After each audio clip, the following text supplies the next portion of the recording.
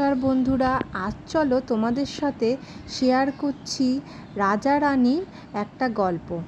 এক যে ছিল রাজা, এক যে ছিল রানী। 22শে এপ্রিল ওদের দুজনকে আমরা নিয়ে আসলাম, নিয়ে এসে নাম দিলাম রাজা আর রানী। রাজা তো রাজার মতনই, আর রানী খুব শান্ত।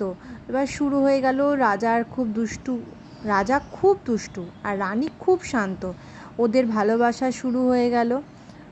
হঠাৎ একদিন বাড়িতে ছিলাম না আমরা দুজনই, এসে দেখি রানী ডিম দিয়েছে।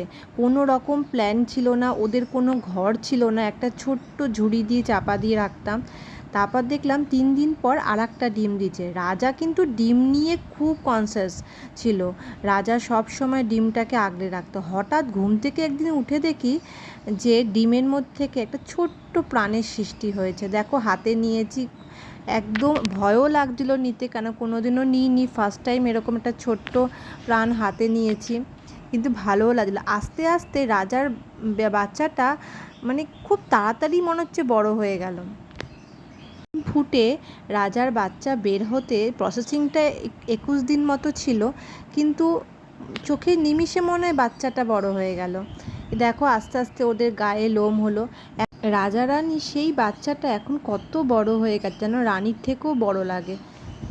কেমন লাগলো ভিডিও? রাজা রানীর গল্পটা তোমাদের যদি ভালো লাগে অবশ্যই লাইক করে দিও, কমেন্ট করো। হ্যাঁ।